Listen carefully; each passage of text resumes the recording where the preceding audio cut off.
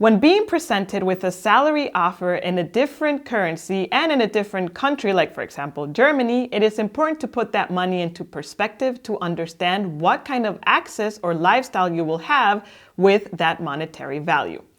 In this video, we will break down the difference between the gross and net salary in Germany and also talk about the additional benefits you get from living and working in Germany. Let's jump right in with the calculation of gross to net salary in Germany. The number we're basing our example on is 65,000 euros annually in gross salary. Why do we choose this number? Because in the survey that we did, where we also talk about it in this video, 65,000 is the median of salaries earned from our 500 participants. So if we base this on a 12-month salary, that leaves you with 5,416 euros and 67 cents gross a month. There are plenty of free calculators that calculate the gross to net salary in Germany online. We are basing our example on the calculator from Brutto-Netto-Rechner, which is the same word in German, which also offers their calculator in English.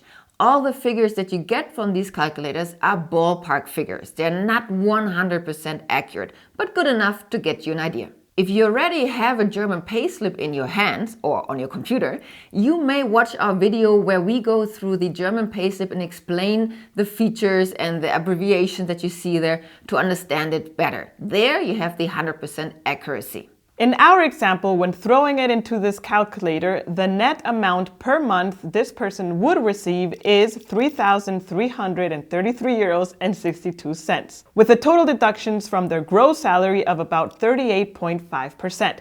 Don't freak out yet, not everything is taxes as people might think. Before this episode starts, we have a small favor to ask from you. Our goal for this year is to reach 50,000 YouTube subscribers. If you've ever liked any of our videos, if you like this channel, then please hit that subscribe button that's down here at the bottom. The bigger the channel, the bigger the reach, and the more internationals can benefit from our content to settle into life in Germany more smoothly. Thank you very much and enjoy this episode. There are two different deduction types that get subtracted from your gross salary before it hits your bank account. Let's look at them in detail. To give more context and actually put this into a real example, let's talk about Jose. He's a fictional character in our story, and Jose is a single person with no children who is working full-time, who does not pay church tax, and has public health insurance with TK, which is short for Technische Krankenkasse, which is a public healthcare provider in Germany. The first deduction point, of course, is taxes. This is no news. However, what is new to maybe some of you is that the taxes are not as high as you might think. Our calculator here throws out a salary tax, also called wage tax, in German Lohnsteuer, and this depends on your salary and is taken away in a progressive calculation. If you'd like to know more about how this tax is calculated, you can watch our in-depth video about income tax in Germany. In our example, Jose is paying 12,001 euros and 92 cents per year in wage tax. This is about 18.5% from his gross 65,000 annual salary. Because Jose is not part of the church, he pays 0% of church tax. If he would be part of it, then it's between 8% to 9% depending on the state where you live in. If you're confused about what we mean with church tax, you can check out our video where we talk about the topic in detail up there on the top. Very important, the 8 to 9% are taken from the wage tax, not from the gross salary. Very good distinction. Then we see a line that is called solidarity tax or solidarity surcharge. If you don't know what the solidarity tax or surcharge is, according to the German government, it is a surcharge on income tax and corporation tax introduced to meet the costs of German unification. In our example, it is 0, so Jose doesn't pay this tax. That is because you only start paying for it when you earn approximately 78,000 euros gross a year or more. And if you earn more, there is a slow increase of percentages up to the maximum of 5.5%, which you will reach around when you earn 100 or 10,000 euros or more gross a year. So in the case of Jose, the total tax deductions is equivalent to 18.5% of his gross salary. Very important, it's not a tax rate of 18.5%, it's the deduction. Again, if you would like to learn about the tax rate, watch our video on income tax. The second big deduction type of your salary are social contributions. For the social contributions, it's important to point out that you as an employee pay 50% and your employer pays another 50%. This actually means that when you look at your salary, in case of Jose, 65,000 gross a year, you need to add another around about 20% on top of that to have the real costs that you are causing to your employer. So in Jose's example, he actually costs his employers per year around about 77,000 euros. Let's break it down so it's very clear what is paid by whom and at what amounts. Number one is the public pension insurance. In total, this is 18.6% of the gross salary. However, like we mentioned, 50% is paid by the employer and 50%, which is 9.3%, is paid by Jose. Next up is the unemployment insurance. This one is 2.6% of the gross salary. 50% of that, meaning 1.3%, is paid by Jose. Number three is public health insurance. The baseline for this is 14.6%. Why do I say the baseline? Because depending on the public health insurance provider, there is an additional cost, a percentage that you have to pay. In the case of Jose, he is TK, and for TK, this additional cost is 1.2%. So if we add the baseline of 14.6% plus the 1.2% for TK, half is paid by Jose, which is 7.9%. This additional contribution rate for the public health insurance varies from provider to provider. It can go as low as 0.69% till 2.5%. It really depends on the provider. And the last social contribution that is deducted from his salary is care insurance, which is typically combined with your health insurance from the same provider, if it's public health insurance. And this one lies currently at the time of recording, which is August 2023, at 3.4% as a baseline. And yes, this becomes a little bit more complicated depending on whether you have children or not. Since Jose in our example doesn't have children, he has to pay an extra 0.6% from his own pocket. The employer does not take 50% of the 0.6%. This is super interesting because in the case of Jose, because he doesn't have children, there's no one in his family that can take care of him. Therefore, the care insurance is more expensive. Yeah. So in this case, we cannot just add the two numbers together and take 50%, but we have 3.4% divided by 2 plus 0.6%, which ends up at 2.3% that is deducted from Jose's salary. Gross salary.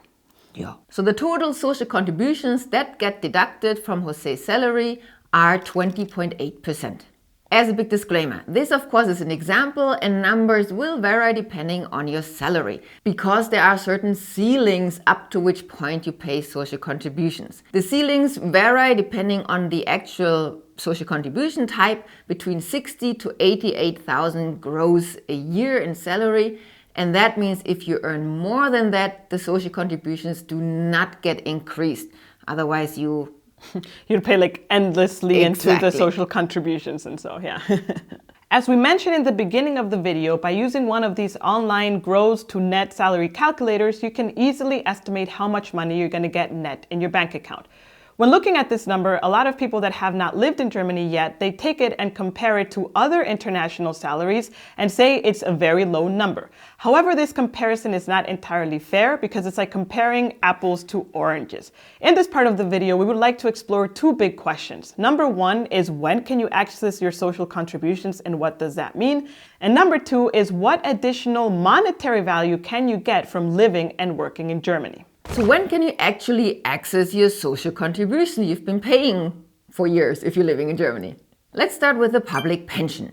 You have the right to receive a pension from Germany if you've been working, aka contributing, for at least 5 years. Now the German public pension system is an entire topic by itself, under a lot of scrutiny, also by us, and we've just recently published a guide on it to give you more information on how the whole system works. You can find a link to that guide in the description box below. Another way to access your contributions to the German pension fund is if you are choosing to possibly leave Germany after a few years. If you decide it's not for you, you got other opportunities, doesn't matter why. In this case, you may be able to collect a pension refund from the German government. Now, there are a lot of criteria that you have to meet. We have a detailed guide that we also linked in the description box below, where you can check whether you qualify and learn how you can call or ask for that pension refund. You might be able to get several thousand euros back. Unemployment insurance, meaning support if you lose your job. This would kick in if you have contributed for at least 12 months in the last 30 months and your residence permit is not tied to a specific employer. If you're younger than 50 years old, you could get up to 60% of your net salary for up to 12 months. And if you're older than 58 years old, you could also get up to 60% for up to 24 months. That is 2 years. That's a lot. What's important to say here is, because you mentioned in case you lose your job, you get the support. That is correct. However, you may also, if you qualify, get the support in case you choose to leave your job.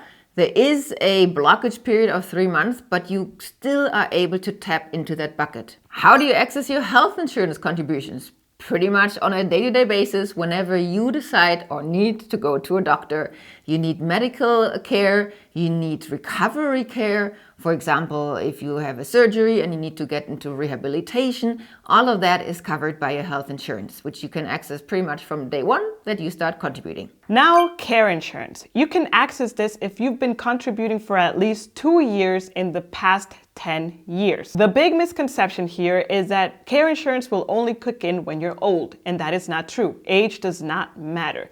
If you need support in your day-to-day life, for example, because you can't put your clothes or any other assistance, you can totally access the care insurance. Bear in mind that this insurance will only kick in if you need support for 6 months or more. And also the financial support you get is for support staff and not for additional costs. Just to clarify, so this care insurance, the support that you get, depends first of all on how much support you need, and you cannot rely on it covering all of your life. It is a support, and you still need to most likely pay certain amounts from your own pocket. And then there's a fifth social contribution that you can claim and benefit from that you don't pay at all. There is a public accident insurance that is fully paid by your employer every month, every year while you're employed. And this one covers potential accidents at work or on your commute to and from work. Example, you're taking the public train, a tram to your office, and you get into an accident because a car hits the train whatsoever. That falls under the public accident insurance that is paid for by your employer. And all the benefits you get from it in terms of medical care, in terms of recovery, also pain money because you maybe miss out on salary, is covered by that insurance, not from your own pocket or any other source.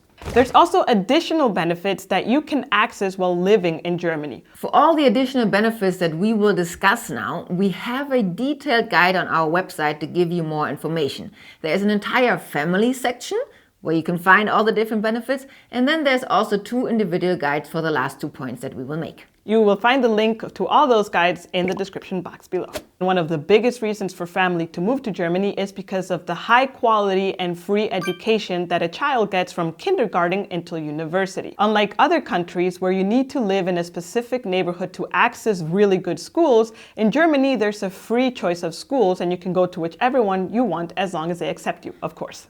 The next benefit is parental leave. In Germany, every parent has the right to take a break from work for up to 3 years to take care of their newborn children. The important information here is that during that time, while you take a break to take care of your family and children, your job remains secure, meaning once your parental leave is over, there needs to be a similar position available as the one you held when you left. Another cool thing is that these 3 years does not have to only be taken by one parent. You can divide that time as you see fit between both parents. Next up is parental allowance, which is actually financial support to new parents. The amount ranges from 300 to 1,800 euros per month that a family can receive. The amount depends on the income that you have been earning before. Next one is children allowance, and this is a universal benefit that all parents get regardless of their income. This is in place to guarantee that every child's basic needs are met, and the amount is 250 euros per month per child per family. So this money, parental allowance, which is limited to a certain amount of time, and children allowance, which is until the child reaches 18 years, you can add to your monthly salary to actually get the full picture. If you have children, of course. Another benefit is that you get 20 to 30 days of paid vacations in Germany.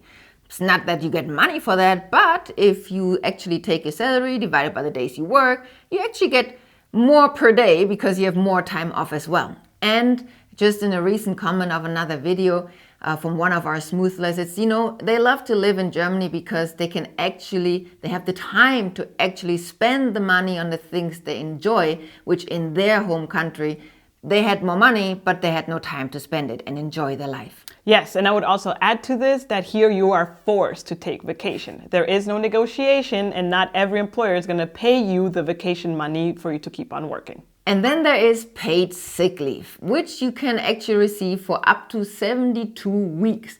That is around 1.5 years. To specify, if you fall sick and you cannot work, the first 6 weeks you get your full salary paid by your employer. After those 6 weeks have passed and you're still not able to return to work, you receive paid sick leave, in German it's called Krankengeld, from your health insurance. The amount depends on your salary and it's either 70% of your gross salary or 90% of your net salary. It's typically the one that is lower. So on top of getting all your medical and recovery treatments paid, you also still continue to receive a big amount of your usual salary while taking care of your health. One of the big reasons why I moved to Germany is because of this safety net that is around there. So in the case you fall for whatever reason, it's there to hold you. I had a surgery in August of 2020. It was very hot, by the way. I talk about it in a different video, which you can check out up there. And I was away from work for 4 weeks. I had to stay in the hospital for 3 nights. 3 nights in total. And throughout all this time, my job was still waiting for me. I didn't have to take any vacation days because of this. I got 100% of my salary, and I was able to focus on recovering and my health to be able to go back to work without any issues. When I went back to the office, everyone was like, oh man, super happy that you're back, glad that you're recovering. There was no scrutiny or like, oh, you got sick and now you have more workload. Not at all. It was a very easy transition back. My colleagues were very, very empathetic and very nice.